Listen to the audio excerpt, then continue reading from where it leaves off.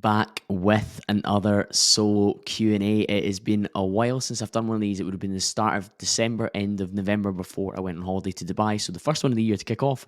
It's a Saturday night. I'm back from the football. Rangers doing well. So sorry to all my Celtic sporting listeners and friends, but I'm in a good mood because of that. And with this episode releasing tomorrow, there's a little bit of pressure to get it out there and get it released, but I am genuinely looking forward to answering some of these questions. There's some absolute belters in here on topics that I'm excited to talk about. So let's get right into it. Question number one: how do you work out how much to invest in yourself and growth versus cash, stocks, and assets? I previously had a bias towards stacking cash and assets, and I really believe that building the habit of saving money and then investing it on a regular basis is really fundamental and a very, very good skill. But I want to share a lesson that I learned from Nick Maggiulli, which I just cannot get out of my head when it comes to a question like this. And he wrote an investment book called Just Keep Buying, and I was lucky to have him on the podcast back in 2022 on episode 137. Nick shared that what you earn and scaling your income is what matters most. And he gave an example of if you invested £500 on a monthly basis, which is no mean feat and is a really positive trait, that's £6,000 annually. You may spend that time looking for a particular stock or fund or asset to invest in that may get you 10%. If you'd invested in the S&P over the last 20 odd years, it's averaged out a 10% return on an annual basis. That's great. 10% of £6,000 is £600. And he explained that if you picked up a few shifts at your friend's bar or doing some labouring, whatever it was, you could quite quickly earn 600 more pounds rather than earning £600 from your investments or on top of your investments. So based on that, really what you should be focusing on is how much can you earn fiscally to enable you to move that 500 to £1,000 to £1,500 and really have more weight to put into the market on a regular basis. Because if, for example, £500 is 15, 20, 30, 40% of your post-tax salary that's available after you spend on all your other living expenses, if we can start to move that number up, that's really important. And the only way you can do that is through upskilling and investing in yourself and the growth that you're going to be capable of. Alongside that, I'm going to say that based on the people I've spoken to across the podcast that are personal finance experts and have some really strong insights, aiming for 10% of your post-tax salary invested into assets is a really good target to have, while building an emergency fund of cash for your living expenses for up to 6 months should anything happen with your main income stream, your injury, or something happens in the family. You want to have your mortgage or your rent, your car payments, and your food payments basically covered for 6 months, and that's a really positive thing to do. But investments in yourself, those are what are really going to move things forward. So making sure that there isn't too much of a bias towards just investing in stocks, assets, and cash. Because if you're maybe limiting your ability to invest in something like a course or a mentor or even experiences and events that would open up your mind and your skill set to greater growth, then you may be limiting yourself for the longer term. And I think there's been times when I've done that. I've experienced a lot of excellent training through different employers that I've had over the years in the sales space. But could have I invested in more mentors and coaches to get me to where I am faster in some of the other facets of my life? Undoubtedly. And I probably had a bias towards stacking more cash for my mortgage or stacking more cash for investing into the stock market or into crypto. So I really, really think that don't err too much on the side of cash assets. Instead, focus on making sure that you're giving yourself the best possible chance to be a high earner, whether that's in your business or whether that's in your career, as soon and as fast and as powerfully as possible. Question number 2, not a question, but I would love to hear more about your sales career and advice. I screenshotted your 3 lesson story and it really helped me immediately, especially talking about actions. I'm happy to do more of this in terms of talking about my sales career and what I do in that space. If you give me more specific questions about my role or about things that I think about sales, that will help me share what's useful to you rather than just talking about it in general. But for starters, the 3 lesson story that I screenshotted, you screenshotted and I shared, it must have been a couple of weeks ago now. That was mainly focusing on 3 different things that I think about on a regular basis after working in sales for almost a decade now. And the first of those was your meetings are only as good as your follow-ups. Send the agreed actions to all parties, including deadlines and expectations. And I would also add for you to put some reminders in your calendar to follow up on those deadlines to make sure that those things are working in progress, because you can have this amazing first meeting or second meeting or pitch meeting, and then the things that you agreed might never happen if you don't do the follow up, if you don't get it in writing, if you don't remind people. Secondly, know your product and service to an expert level. It creates trust. You can always go away and check the finer details about a very niche question somebody's got, but you should have most of the answers on the day without deferring to others on a regular basis. I trust and buy into the people that can tell me things about what they offer me rather than being like, oh, hold on, let me ask James in accounts, or let me ask James in product, or Sarah in HR, whatever it is. Make sure that you're able to show a level of expertise, because somebody's much more likely to buy from you if they feel that you know what you're talking about. And lastly, understand the sign-off process for the deal that you're working on. Who else needs to be involved? Who needs to be informed to make this decision? Don't pitch at the wrong level. Sometimes you might be pitching at a really low level in terms you might be dealing with like a manager or somebody who's overseeing a particular project, but guess what? It's the MD, the finance director, the CEO that's signing this off. So make sure that they are involved in the process and they know who you are, they know what you're bringing forward, and it's not a case of you selling really well to this one particular person, and then guess what? When it's time to sign off on the contract, you lose all power, and the person that you've been speaking to is the one that's doing the pitching up the chain, and they're never going to do as good a job as you. Now, these are all lessons that I've gathered from, I worked this out. I started working full-time in sales in 2014.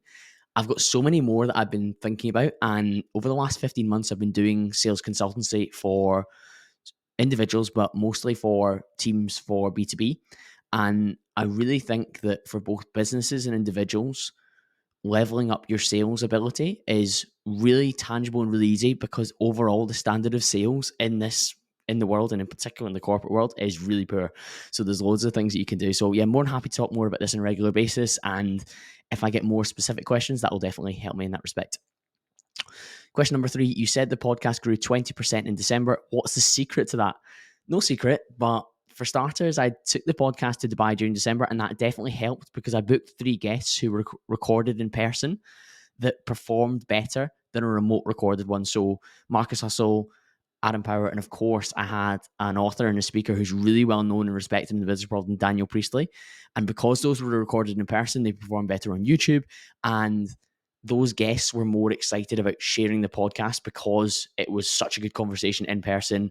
You had the ambience and the imagery of the studio, which adds a level of I don't like, maybe I would say authority to the pod, and that really helped. Alongside that, in Dubai, we also had the Crypto Glasgow boys on for a 5th time on the show, and we used an incredible studio in Dubai called Podster, and it was a time when people really need, and probably still do, to think about what on earth is going on in the crypto market and take note of how the dynamics are playing out, as Deck and Dawn have spoken about for a long time now, and give them a bit of reassurance about what might be to come and shaping your strategy accordingly. So that episode performed very, very well, and we grew off the back of that.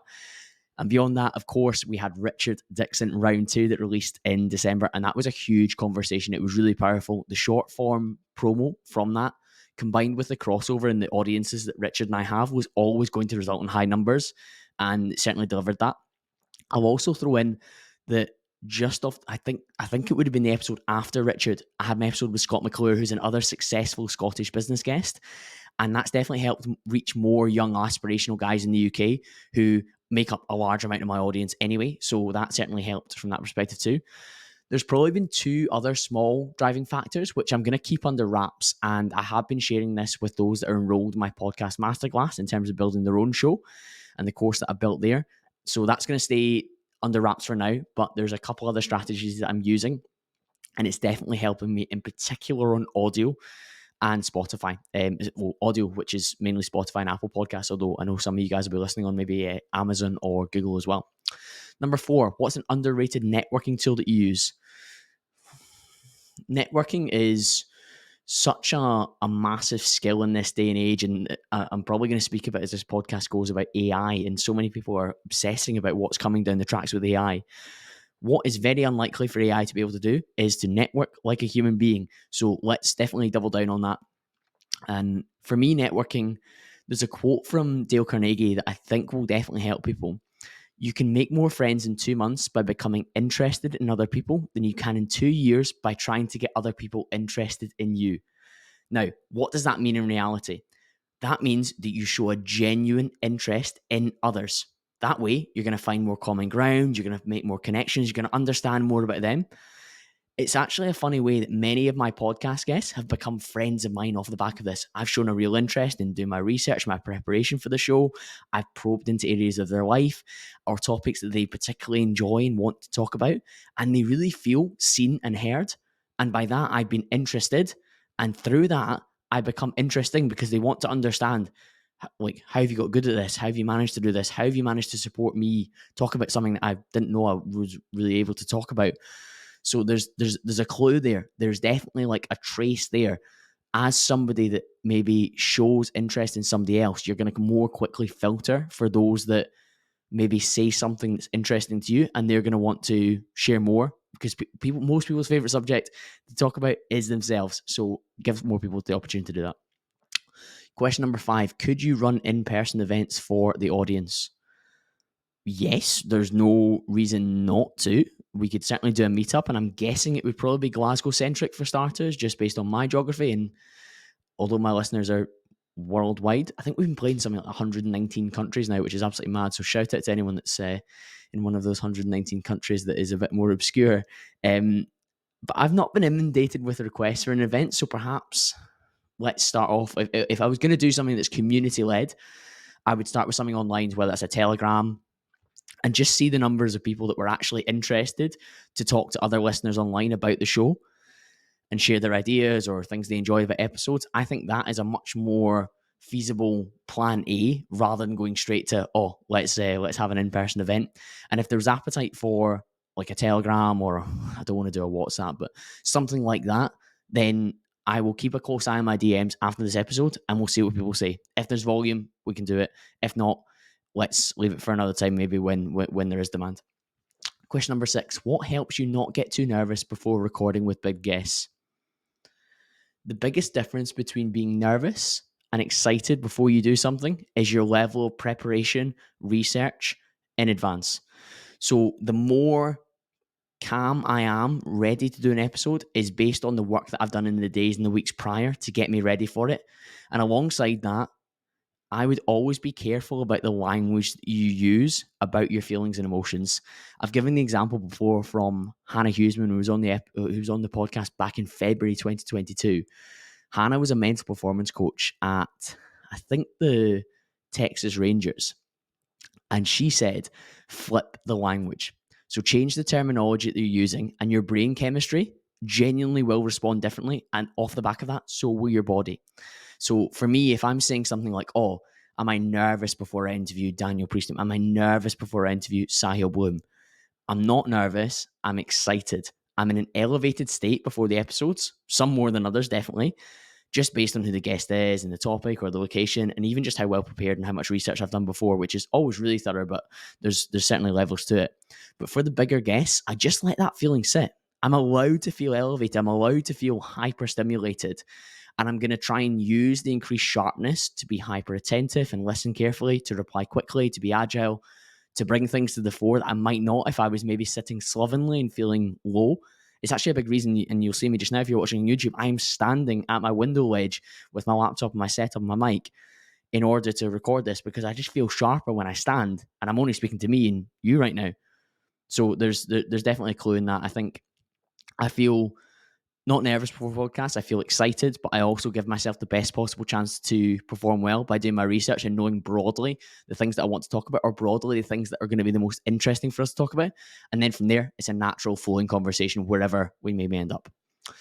Number 7, thoughts on naturally raising testosterone levels and how important test levels are. Well, for men, test levels are absolutely vital to be in a healthy range, and we are in a really troubling period for that, because they're falling annually by about 1% per year.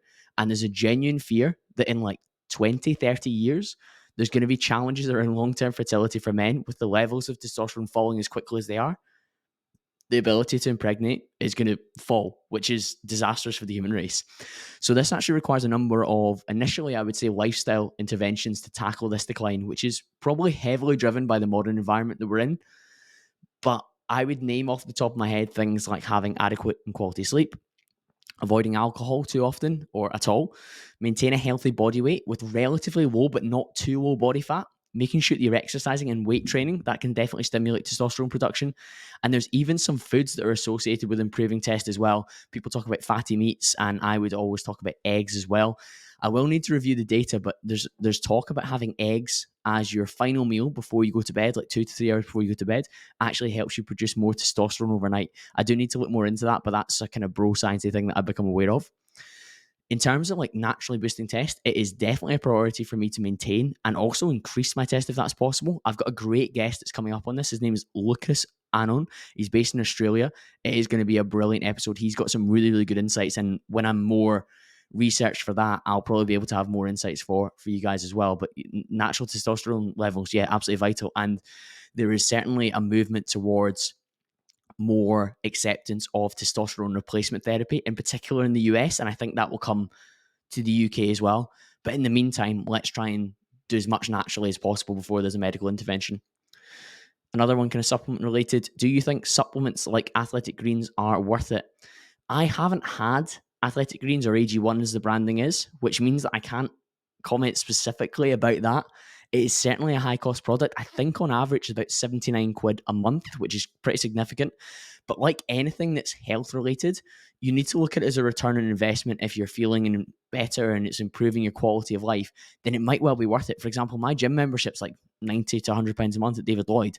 That's pretty expensive. But if you look at where my values lie and like what I'm focused on, it's right up there. So would I say that Athletic Greens at 79 quid is worthwhile?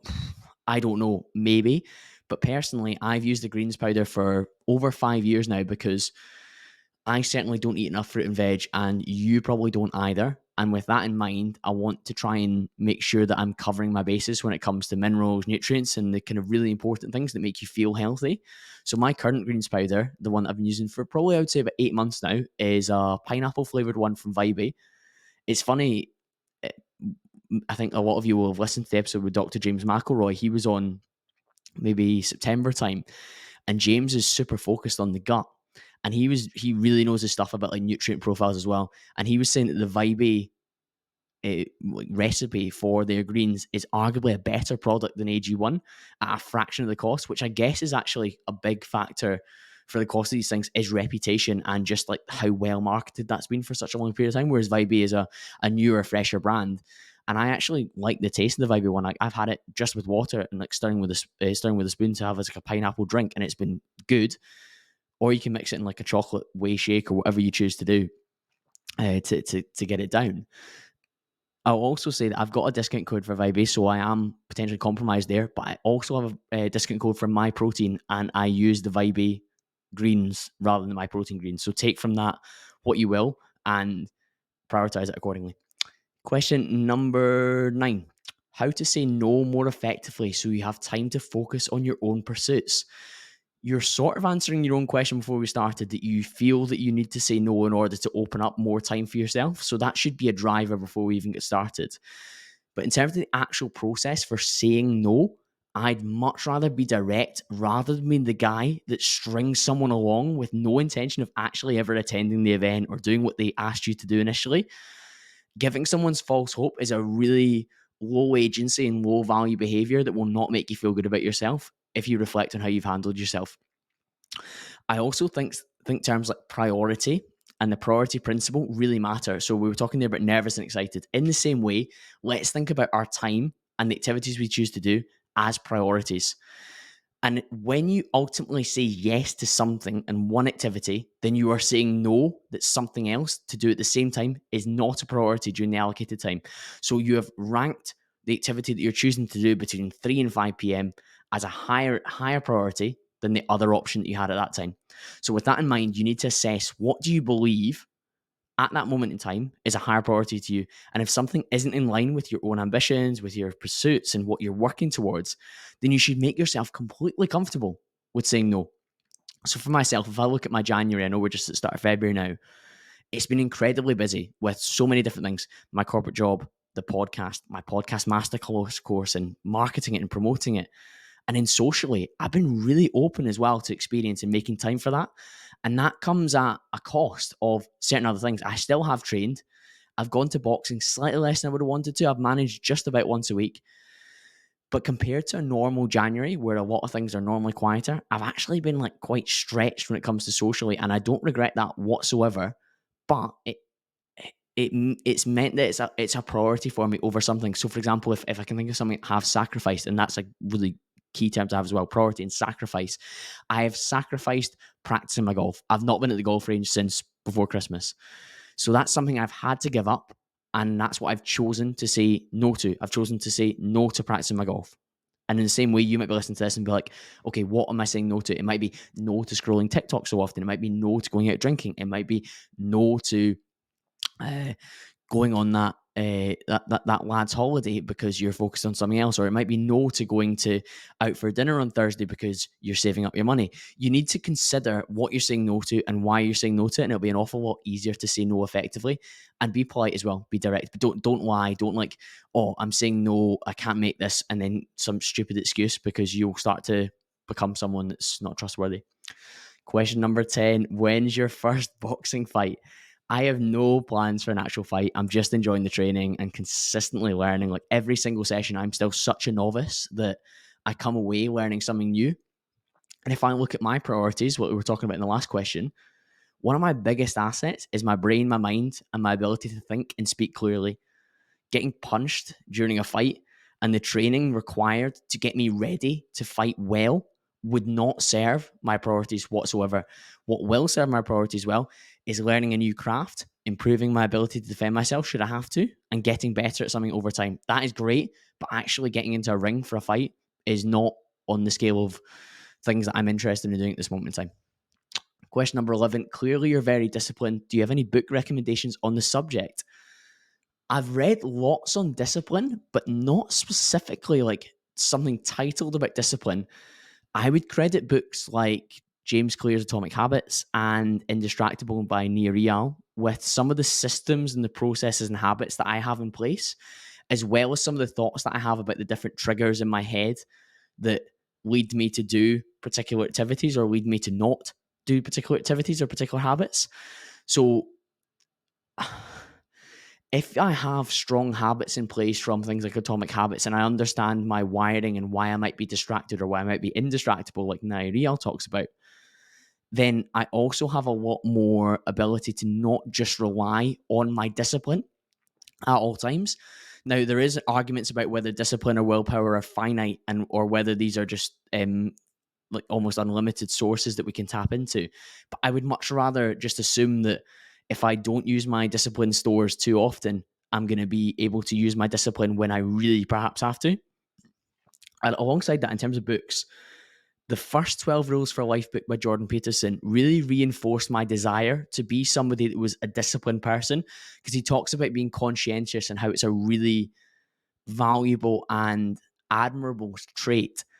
And I'll also think about things like Man's Search for Meaning or The Forgotten Highlander, which are both books which are really, really powerful for giving you perspective about what a man is capable of dealing with and pushing on and enduring. Those are stories of just the ultimate levels of hardship. And when I think about my life, I've got it pretty easy. So, in comparison, should I be concerned about what a client's going to say about a proposal? Or whether I can get a meeting with the managing director of a big firm because I'm cold calling his mobile and I'm a little bit unsure whether he's going to say yes or he's going to tell me to piss off? Or am I really getting it that difficult by going a walk in the wind and the rain in the morning? By getting up a little bit earlier than I really want to because I've got to train at 6 a.m. to go to Manchester for work. It's really not that bad. And when you think about it, it reinforces the kind of character that you want to be by doing these things that are slightly hard. In the modern age, we have it pretty easy. So I've definitely built my identity and my character as somebody that is disciplined and willing to do things which are considered moderately hard. And by that, I've managed to stand out a little bit in the kind of pretty weak society that we've got. So I haven't read something that specific like talks about discipline in its entirety for the entire 300 pages of the book, but those books together have cumulatively given me quite a good idea of what it means to live a life as somebody who's disciplined. Question 12: who will you be voting for in the election? I had a look at some of the dates that are coming up. So there's the US election this year. There is in 2026 will be the Scottish Parliament elections, and the UK Parliament elections is not a set date yet at the time of recording, but it has to be before January 2025. So it will be sooner. I've said this on many podcasts. We actually had quite a lengthy conversation about being politically homeless with Andrew Craig in episode 200. Because I'm certainly not a socialist and I don't align with the Labour Party. The Conservatives don't implement any of the small state, low tax, safe British values that I'd like them to do. And their manifesto, if you read it and it was like a label over the front of it, it's not even of a centre-right party in 2024. It's not in line with any of those libertarian values that I hold. The parties converge on a lot of the big issues that isn't in line with what the majority of the public actually feel and want. And that's why we have such a detachment with our politics at the moment. And it's pretty laughable how poor the choices are that we have. And as you can probably imagine, and you'll definitely heard when I spoke with Michael Bergson last week on the podcast, I don't like nationalism. Having studied politics at university, I can tell you from everything that I've read and everything that I've seen play out, nationalism has long been a toxic ideology. And if you've paid any attention at all to the C19 inquiry, you'll have seen how, despite the previous spin on Nicola Sturgeon as a great leader, she was a complete tyrant during that period and became incredibly dictatorial within her own party and lost all the principles of rational consensus government from probably about 2019 onwards. So I don't identify as a nationalist whatsoever, so I certainly wouldn't vote for them. I'm 99.9% sure that I will still turn up and vote because I think it's a right that you need to exercise. But my goodness, it's a pretty hard choice to choose somebody to vote for. And quite often, I would say in the last, probably for as long as I've voted, I pretty much voted against what I don't want by voting tactically for somebody that I think would win that still isn't my ideal person. I just don't feel particularly well represented. And I don't think many of the British public do. Question number 13. How did you unwind in Dubai? Was it all work? It was certainly not all work. I was there for 3 weeks, and that meant that I worked my day job, I think 4 or 5 days. I had a lot of podcasting, but given you're there for 3 weeks, you're not quite as rushed as I've been on some other trips. I certainly packed a lot in, and there were periods that were hectic, but I didn't feel like I was needing like significant time to unwind. But I certainly enjoyed myself, and kind of non-podcast or work-related activities where I trained at some great gyms. I walked pretty much most days along JBR in the sunshine, which is just such a mood boost. I played golf just the once, unfortunately, but I would love to play more next time I'm there. I was out for dinner 90% of the nights I was there. Occasionally we got Deliveroo. And then kind of partying and socializing wise, I was out a good amount, although I only drank twice out of my time there. Many of you that are long-time listeners will know that I'm pretty much electively sober and I don't really drink at all in the UK. But one of the times I drank was a boat party on a 3-story yacht with a DJ. So I definitely felt that in order to unwind and fully heighten that experience, it was a worthwhile decision. So yeah, there was lots of enjoyment while I was there. It wasn't just work. In fact, the ability to get a lot done and then enjoy myself afterwards and it not cause me any issues is one of the most attractive parts about that part of the world. Question number 14. How do you manage to optimize so many areas of your life when working in a 9 to 5? I don't think working in a 9 to 5 is an excuse to not optimize areas of your life. It's certainly a big chunk of your life that's taken up by that, and you have less control over it because you're an employee rather than an employer. But I know many business people who own businesses but haven't optimized areas of their life because of the nature of their business taking up so much time and energy. And that's absolutely the nature of whatever it is that we're pushing and working towards. But I can honestly say I don't really see myself living in a way which doesn't prioritize the areas of life that I'm focused on at this moment in time. But that is always evolving, and there's going to be periods where other things matter more and they're more highly prioritized. But right now, I really, really have a clear view on what I care about and what I'm going to choose to spend my time on. So when I'm optimizing, it just requires planning and preparation.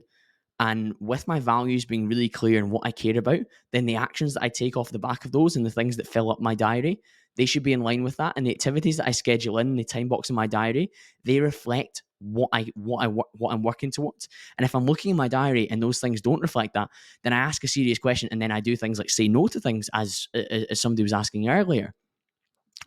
It's so much easier to say no to something that doesn't fit in with your priorities when you know what your priorities are and you've got it mapped out on something written in front of you. It's a very, very important thing to do. So, for example, I'm probably never going to say yes to going for a pint at the pub. I don't want to. I can't fit it in. It doesn't matter to me. I wouldn't enjoy it. But I might meet you for a Diet Coke when you're having a pint. But I'm not that fussed about maybe that location, and maybe I'd rather suggest something like a coffee or a walk or a gym session. So I see my friends for activities, and those are optimized for shared values that we have. So, for example, I was very social. I went to the football today at Ibrox, and that ticked the social box, and it ticked the football box that I was wanting to go and see anyway. But did I go to the pub afterwards? No, I came home, watched the Six Nations with my family, and now I'm here recording this because that matters to me. But in terms of my week and like optimizing, it's planned out pretty well with my non-negotiables filled in early. So things like training, work, podcasting, steps, and then the regular social things that come up all the time. So I mentioned watching Rangers there. That's weekly or sometimes bi-weekly. The sauna and catch-ups with friends there. Those are known in advance. Other ad hoc things that crop up, like an invite that kind of comes out the blue, those can be found. Or equally, I was at an engagement party on Friday night and I was out for dinner before it. I knew about that weeks in advance, so everything around that was an awareness of, like, I knew that was coming and it was in the diary. And I also want to remind you that I was mentioning there about Dubai and drinking. In the UK, I think I've drank twice since 2019, so I never have to account for hangovers or the lost time that comes with that. So I really have a lot of time in my diary to optimize and do the things I want to do. The other thing I'm going to mention is, in order for me to function well in the time that I've assigned to my tasks, there's a number of different things that I do, but I also want to say that I obviously optimize my sleep. So as much as possible, I'm trying to keep that sleep protected so that when I do turn my attention to something that I care about, I'm able to function at a relatively high level. I can tell you right now, when I've had less than 7, 8, even like if I have like 6.5 hours sleep, I'm just nowhere near as good at what I'm trying to do. I also outsource a number of things that I know that I can pay a rate which I'm comfortable with and will free me up to do the things that really matter to me. So I outsource the cleaning of the flat. I get 10 meals delivered every single week by Clean Foods to my door. And I also bundle up habits. So listening to things like podcasts or doing my guest research or having calls with friends or family while I'm walking or while I'm training or while I'm doing something that is relatively low bandwidth is really, really important. And I talked a lot about this bundling tactic on my 13 Thoughts at 31 Solo episode that I did at the end of last year. And there's an upcoming episode with Dr. Cassie Holmes where I talk a lot more about this. And I think you're going to get a lot of value from bundling as well. And many of you will already do it. But if you can turn up the amount of bundling you do, you'll probably find you can free up more time in your diary. Question number 15. 3 biggest differences for someone in their 30s versus their 20s to consider when training. I guess now that I'm 31, I can answer this question in terms of what I've experienced. But first and foremost, I would say my recovery is certainly not as good as it used to be. And that's probably become apparent to me in the last 5 or 6 months. And I have added a new supplement to see if that helps, but I won't be discussing that supplement in full until I've had 4 to 6 weeks of experience of it, because I don't want to say it now and people think that it's a reason that I'm recovering well until I've actually assessed whether that's helpful. But as you age, you absolutely need to consider your recovery a lot more than you previously did.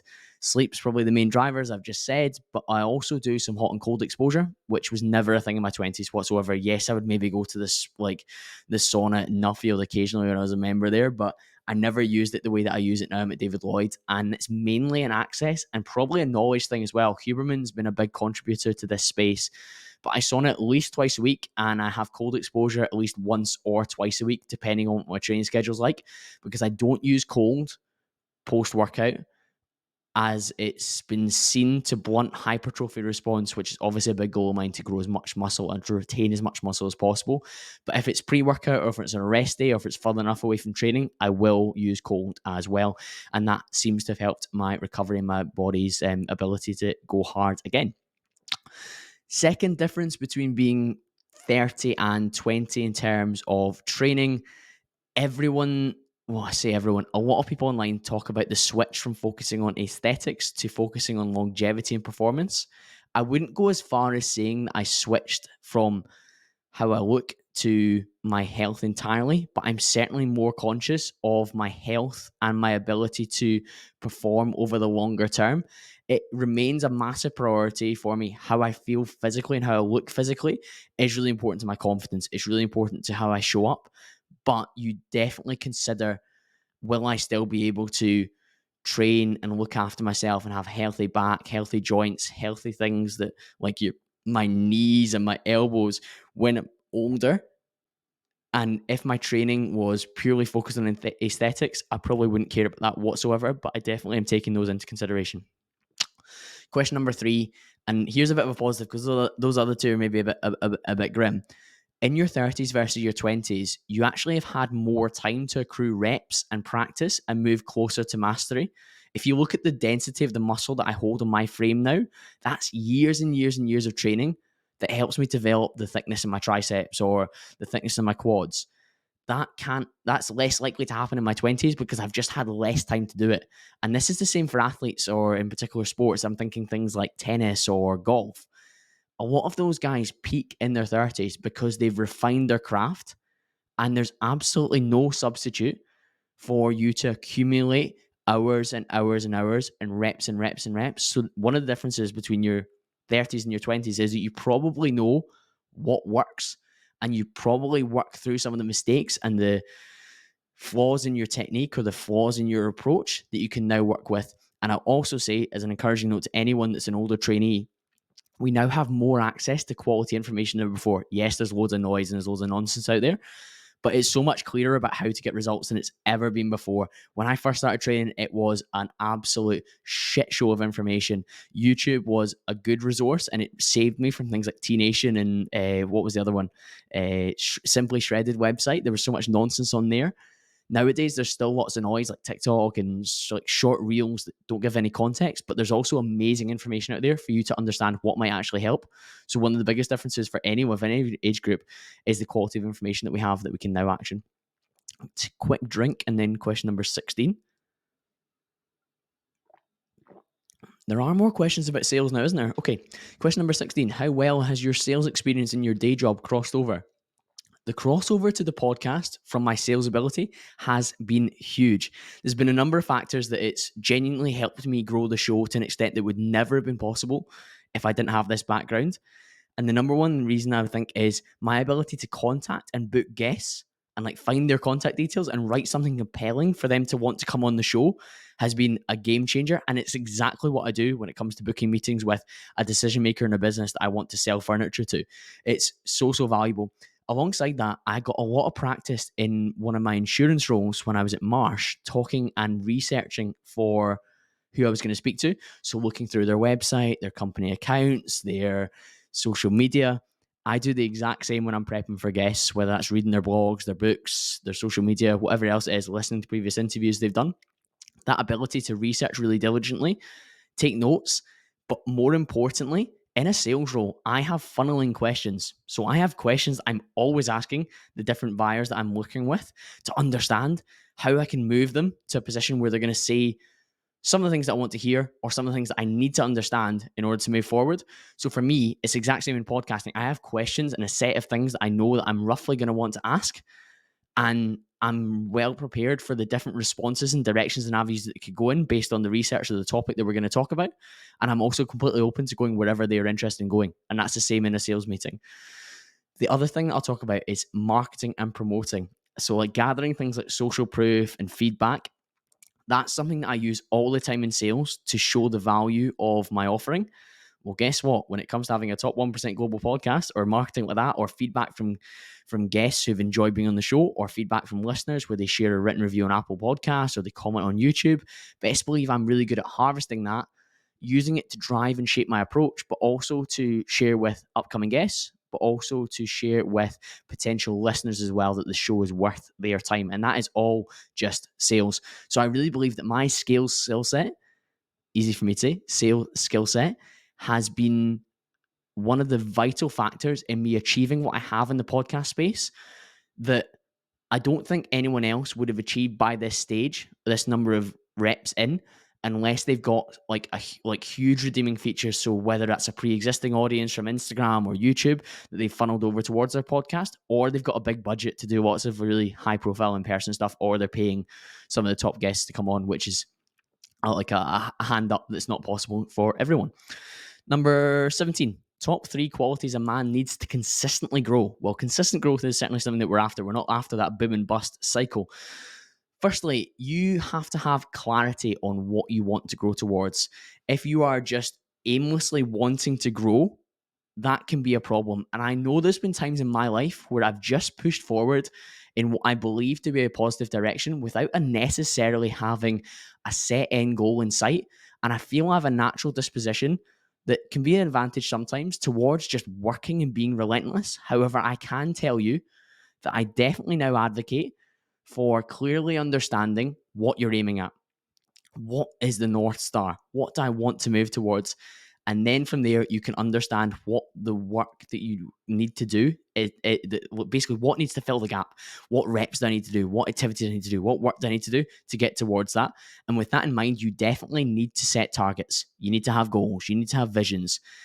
I'm going to say the word purpose because that is so important. So, as somebody to consistently grow, you need to have a purpose that you're working towards. So, whatever term you want to use, you want to visualize, you want to write down, you want to know what you're growing towards and what you're aiming at. Growth for the sake of it can help, and it has certainly paid off for me to some extent. But I'm also now working on having greater clarity to really unlock the value of knowing the goals and the aims. I said to Michael Bergson on the last episode, one of the fundamental things is when you understand your why, you can bear almost any how. So if your why is so strong, the days where it's absolutely brutal, you're going to consistently do the work.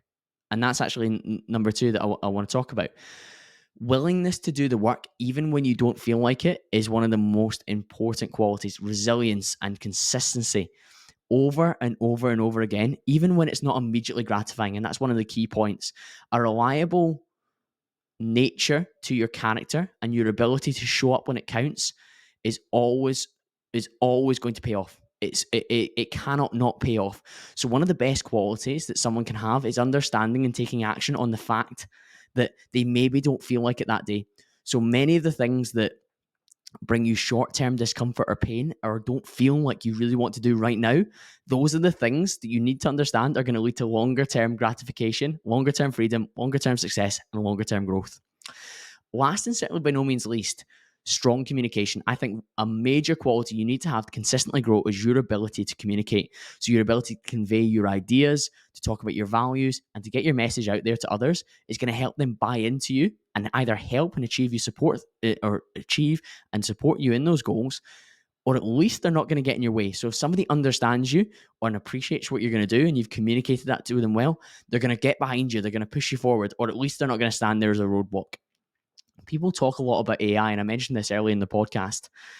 One of the things that can make you, I'm going to say, quote unquote, AI proof for the future is those that can speak and write well are still going to be valued in an AI centric world because it's a skill that the robots are less likely to be able to master at the same speed that they're mastering some of the other things that we're going to talk about. I really, really think that if you're able to communicate well, be attentive, and feel like somebody and make somebody feel heard and listened to and seen, and then communicate your ideas and bring them on the journey with you, that's going to be a massive quality for you consistently moving in the right direction. Number 18, best piece of advice given by a podcast guest. There is no way I'm picking just one right now, but something that is like, in terms of recency bias, this is an episode that I recorded in Dubai with Daniel Priestley. I cannot stop thinking about this because he spoke about, and this is really helpful for those of you that are in a full-time job or considering like what side project you could run, or if you've maybe got a business just now and you're considering another product or service that you might want to offer as well. He basically said, instead of building a full business plan, talking to suppliers or manufacturers, or even producing a sample product or building out like an entire service, what you should do is create a waiting list to assess the demand. Now, there's different ways you can create the waiting list. He recommends his company Score app. Of course he does, and it's a great way to do it. But if you create a waiting list for a product or a service and people join it, you have a fledgling business. You have customers. You have potential people who are interested in what you want to sell. Now, don't get me wrong. You don't exactly know the price point yet or what the profitability will be or anything like that. But once you have a waiting list of customers, you've been able to assess whether a business idea is even remotely valid. And it's something that he said to me after recording. So many people will invest a lot of fiscal capital in assessing whether an idea is a possibility before they've even spoken to the market. you need to understand if your market is willing or interested in what you're going to be selling. So that's absolutely massive. Question number 19, your main focus for 2024. In 2024, I've got to focus on executing to the highest standard in the areas that I've chosen to focus on and those that I really care about. For me, that's mainly going to be my sales career. That's going to be the podcast. That's going to be my training and my nutrition. That's going to be creating an additional revenue stream for myself. And it's going to be being present in the time that I spend with friends and family. That's my main focus. Look, everything that I'm doing and that I really, really want to focus on is within those realms. There's nothing that's outside of that. If you mention something else and I say yes to it, tell me off, because I shouldn't be caring about it. Question number 20. What are 3 things you can't live without? This was a great question. This was from one of the Ritchie twins. This is from Jack Ritchie. And they asked me a very similar question on their podcast, which I appeared on in January, which was great fun. I know a lot of you went across and listened to that and enjoyed it. I got a lot of feedback from it. So this was a great question from Jack. Number 1, I cannot live without training and moving my body. It's so fundamental to how I feel on a daily basis. And one of the biggest contributions I think Andrew Huberman has made to the space is the mind follows the body. So when I'm training well, when I'm feeling my body well, when I move in the morning before work and I go for a walk, when it's pouring rain, I go at my walk and I come back and I just feel like more alive and more ready to contribute towards the things that I'm going to be doing that day. That's vital. So that's definitely something I can't live without. Number 2, I cannot live without having conversations that interest me. And it just so happens there's a side benefit that I get to record those and I get to share them with you guys, and it has a positive ripple effect off the back of it in terms of the people that get to listen. Those conversations are things that I just really look forward to. And if that changed now, I wouldn't live the same quality of life that I have now in terms of my excitement for the activities that I do and my excitement for the work that I am undertaking. And number 3 is I couldn't live without the opportunity to give genuine support, but also to receive genuine support from the people that I care about. That is so important to me, to have people in my corner pushing me in the right direction, but also to feel like I'm contributing positively to their life as well. That's something that gives me a real sense of purpose. And I really, really think that that matters. Quick drink and we'll go into the last few questions. This was interesting. Question 21. Top 3 favorite podcast episodes from other shows you've listened to. I am a voracious podcast listener, and there's definitely going to be a recency bias on this, but I've tried to pick 1 recent episode that I've listened to and 2 that are kind of like all-time favorites of mine, but it was hard to whittle this down. But the first one I'm going to say is I listened to Scott Galloway's episode on Modern Wisdom. He has been on twice, but the one in December 2023, so the most recent one, was titled Your Life Can Be So Much Better Than You Think. And that title straight away is something that like I'm all about, the empowerment of you moving your life in the right direction, your ability to get towards the end of the light of the tunnel. And the conversation was incredibly empowering. And some of the really deep insights were on things like relationships and like dating dynamics, the quality of masculine role models in 2024 moving forward, and also some advice on like aging gracefully and understanding what that brings with it in a positive light. So yeah, I would say Scott Galloway is one of my favorites. Second one, I'm going to go much further back than that, and it's going to be Elon Musk on Joe Rogan. Now, Musk has been on Rogan 3 times now, but the time that I enjoyed the most was his first appearance, and this was back in September 2018.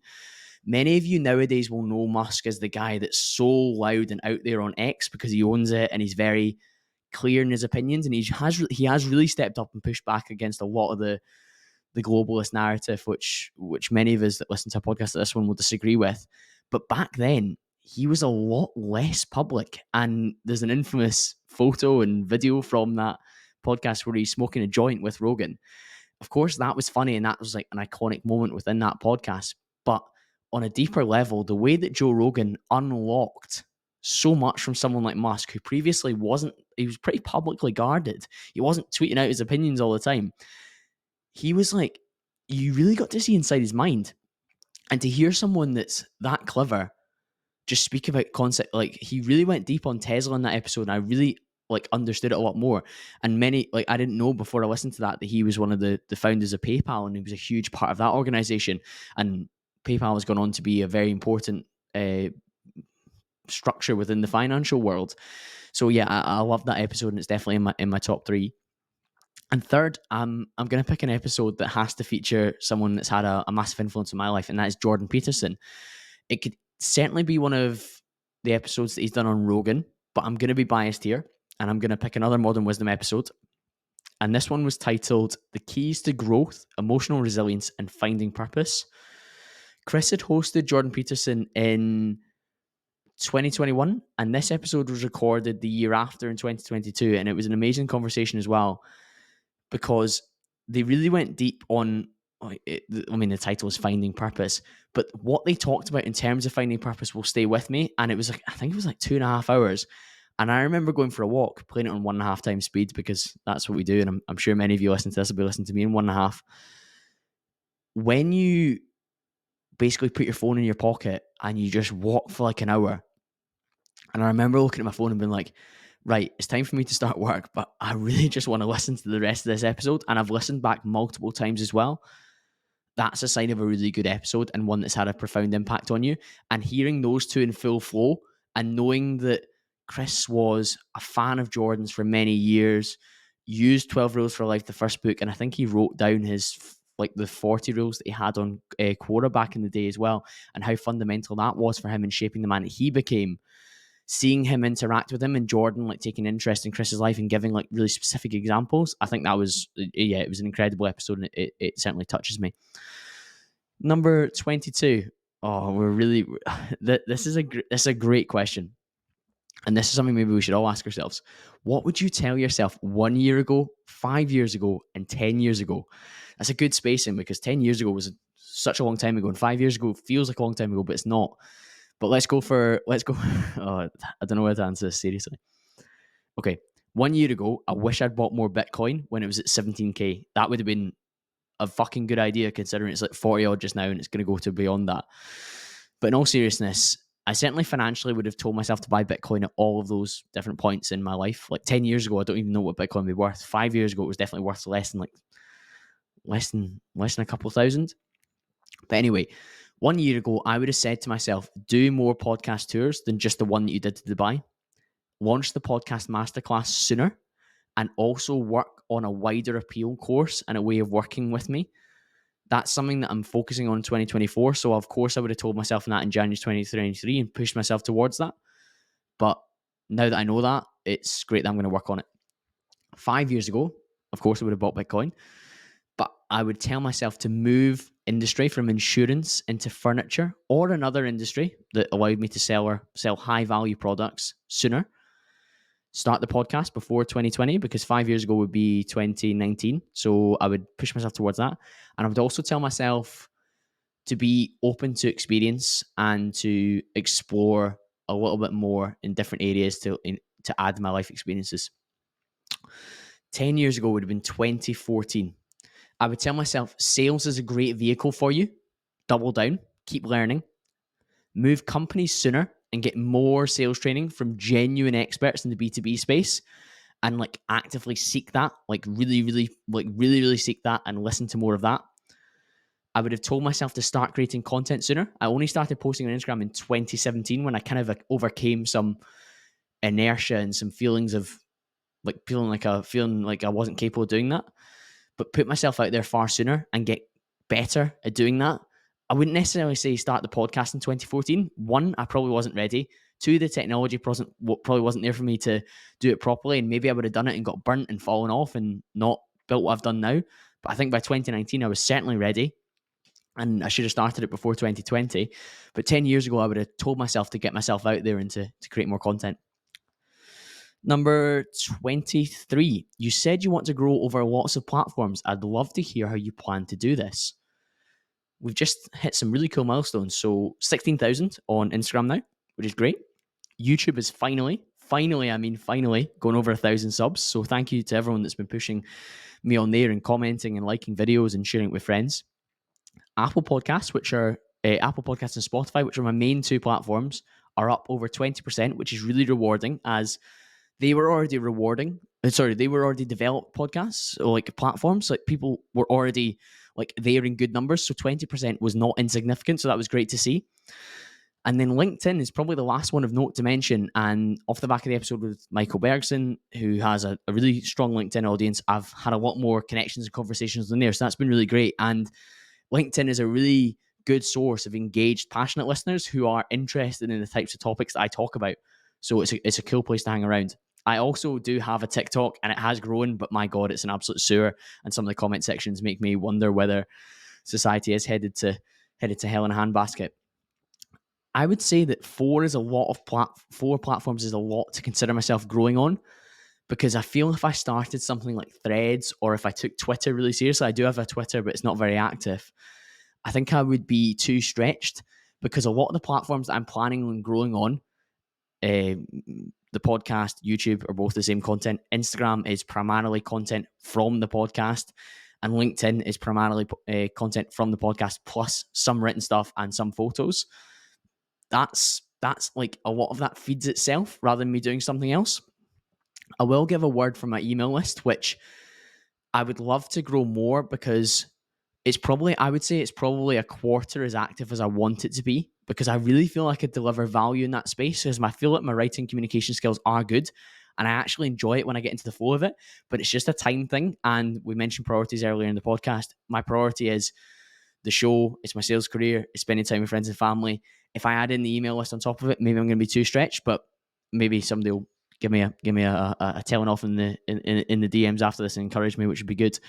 But I certainly think, in terms of plans for growth, I'm just going to keep being as relentlessly consistent as possible, repurpose the content that I've got on one platform elsewhere. So a 60-minute podcast episode becomes 3 short clips. It could become 1 email or 3 posts about the particular topic that's from those clips, or the main themes from the episode. And that all kind of feeds itself as well. The other thing that I could do for the email list, and is a point of note, is I could create some sort of extra free value that you would get for every new subscriber. So if somebody subscribes, they would be sent, for example, the major lessons from a set number of podcasts. So it could be 20 lessons from 200 podcasts, or it could be 5 ways to improve your own podcast if you've got one, or it could be 5 ways to get back more of your time, or if we're talking about sales, it could be 3 tips for better sales in 2024 when you join my email list. So that's certainly something that's a consideration for doing. And the only other thing I'll talk about in terms of growing is, I think when I collaborate with guests, the guest type of audience will matter.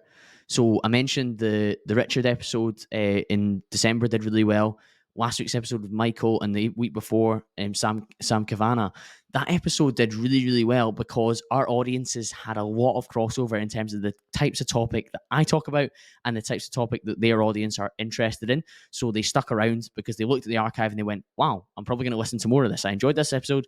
I'm going to stay because, oh, he's had on such and such, or he's had on such and such, or he's talked about this topic. I'm going to stay. So while you're going to continue to see episodes where I talk to people who are experts in a field, so perhaps you're going to hear an author like David Robson's coming on about the expectation effect, Cassie Holmes is talking about time and happiness, those guys don't necessarily drive an increase in subscribers because they don't have a massive audience as authors. They drive a lot of value for you, the listener, and you might share it with a friend, which is very helpful and very important. But having guests that have an audience that have a big crossover is very important as well.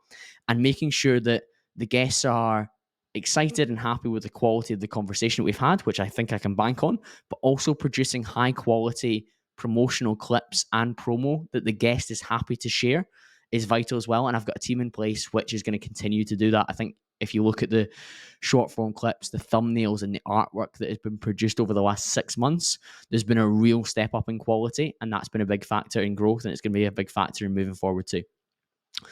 Oh, we're getting deep for question 24. On your deathbed, reflecting on life, what will matter to you most that you did with your life? I absolutely want to live a life that's in line with the values that I hold at this moment in time and in the future. I want to have felt fulfillment. I want to have felt purpose in the activities that I've done. I want to have helped and supported those that I care about around me. And I want to have enabled them to live a great life together with me. If I'm on my deathbed and I've done all those things, then I can feel that I've lived my life in a proper way, and that will matter deeply to me, to feel like I've explored my potential and helped others around me to explore their potential as well. Number 25, when was the last time you were moved on the podcast? I mentioned Cassie Holmes. There's an unreleased episode with her that's coming soon. And that was recorded on a fairly emotional day for me. And we spoke about mortality on that episode when it was right at the front and center of my mind on that particular day. And you'll hear that episode very soon. And I was definitely moved by that. I didn't cry, but I was visibly emotional about that particular topic. The other time I can think of was I was very moved when I spoke with David McIntosh back on episode 218. We were speaking about grief and the passing of his mother, a very premature passing of his mother. I've had so many messages about that particular discussion in that conversation. We pulled a clip from it as well, and David's had a lot of messages about it as well, because David had a rallying call for everyone that us self-development types should absolutely delay gratification in all areas of life except for one, and that one area is quality time with family and loved ones. He explained during the episode that he had delayed a number of times and a number of opportunities to spend time with his mum in service of working towards this dream trip of taking his mum to New York for her 60th birthday. And that 60th birthday never came. And that was a painful experience for him, because he said that he would happily have had another night sitting on the couch watching TV or taking her to the local Costa and Air over the trip to New York because of the nature of losing her. So I really, really think that that was a stark reminder, and I was really, really moved by that, because for those of us that are focused on hard work and moving forward and getting more and opening up opportunities for ourselves and those around us, we still need to take time to spend quality, focused, present time with our loved ones. And that visibly moved me, and it stayed with me since. And based on what many of you have said to me over message and email, I think it's hit a lot of you as well. And a similar question, but slightly different. When was the last time you were surprised on the podcast? I think my 2-hour episode with Sam Cav was surprising by how deep we managed to go on the topic of religion and faith, because as we dug deeper, I was just trying to understand more and more and more how Christian values relate to the challenges we see in modern society. And I really had to be attuned to understand the full depth of what Sam was saying and the gravity of what it means, in order for me to ask a follow-up question for both me to understand, but also for the listener to understand where we were going with that. And in order for me to find more clarity, obviously I was surprised the further and further we dug and the deeper we went, just where we were going. And I think that was valuable to be surprised by what I was learning, because while I'm always well prepared for conversations, I should learn new things during those as well. Beyond that, in the episode, Sam also spoke about the volatility of trading as an income. And it surprised me the importance that he placed on having multiple revenue streams. But also, if you look back at the start of his trading career, Sam had built this very niche business. And if you haven't listened to the episode, you should definitely go back and listen to that part of the conversation in particular, because the ability for him to earn good revenue in another business took some of the pressure off his need to be a profitable trader immediately off the bat. Now, nowadays, he has methods and he has a focus which allows him to be more consistent and to understand that. But even now, he says that month to month, you cannot guarantee how the market's going to behave and how your strategy is going to respond to it. But he has something over time he's confident with. But his value that he placed in having another income to feed the trading and to give him time in the market to improve and really get his strategy honed was really important as well. And that surprised me, because I think you hear a lot of these guys talk about trading or financial markets, and they kind of push you to think it's the be all and the end all. But while Sam is an expert professional trader, he also acknowledges it's very important to recognize other revenue streams to give you some form of stability. So, question 27, second last question. What's the biggest challenge you're facing in 2024? I think this is the biggest challenge facing most people in 2024. And that is, we have a finite amount of time, and you have to use the time that you have wisely. I feel that on a personal level, I'm at a pivotal stage in so many areas of my life where a lot of the foundations I built over the last 3, 4, 5 years, that have been really positive. They're in place and they're laid. And the next moves that I use to build on top of those, those moves need to be executed at the best possible quality and the best possible level to maximize the opportunities that are available to me. So the biggest challenge I have in 2024 is the amount of time that I've got and where my attention goes and the quality of the activities that I do and the quality of the execution of those actions is absolutely vital. So the biggest challenge I've got is making sure that I do things to the best of my ability when I do them. Question 28 is a cool one to finish on, and it's my financial investments for 2024. There are 3 main asset classes that I'm investing in. One's new, so I'm going to share that one first. And that is, I have bought 2 lots in a cask of whiskey. Now, I've never invested in whiskey before, but in short, what I've done is I've bought 2 lots at a set price that's got an agreed rate of return of 15% once all of the cask has been sold when it's released. And based on previous forecasts, that should be sold within 12 to 24 months and a return of 15%. So I don't have a huge exposure to this, but I have a sum of money that's in it, that's invested, that I want to talk about. And I was just keen to test the water, understand what the process would look like. And 15% is not to be sniffed at, especially if I become more confident with this. Then I can go in heavier, and 15% of a bigger amount, as we were speaking about with Nick Majuli, is a lot more important than 15% of a smaller amount. So that's the first asset class.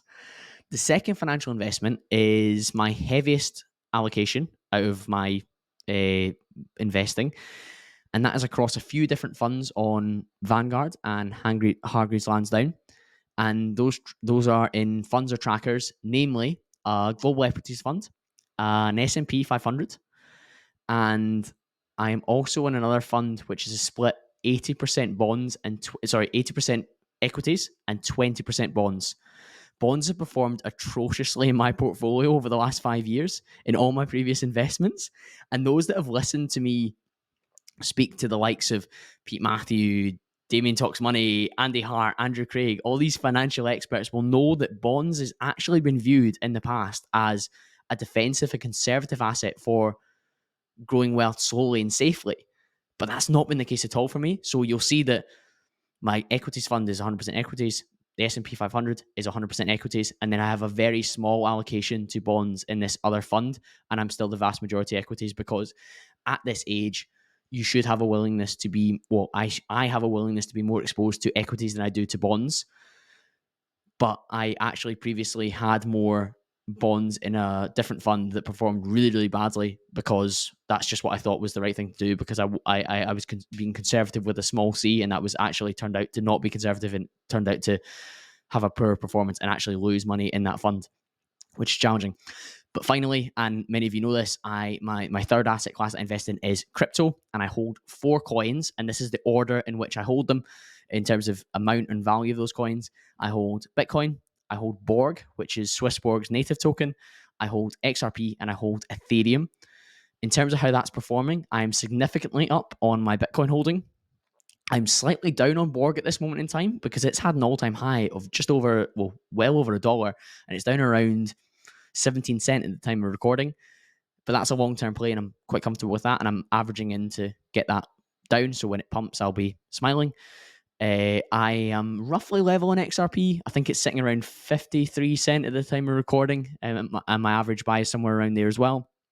When it was at 83 cents in July, I was heavily in profit, so that's a very promising state of affairs. And last but not least, I'm slightly up on Ethereum, so I feel like I'm well positioned for when the bull market comes.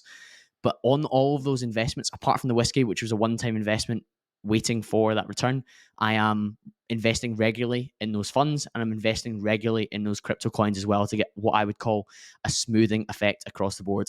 But we've gone for just over an hour and 9 minutes. It's been another solo Q&A with 27 great questions from you guys. Thank you so much for your support for the show. We are growing in the right direction. If there's an episode you've listened to in the last 10, 15, 20 that you've really enjoyed, please take the time to share it with a friend, pop it into a group chat, get it out there, because that is the number one way that the show continues to move in the right direction. And I appreciate the hell out of you guys. I've got some amazing episodes coming for you very, very soon, and I'll be back to speak to you all again then.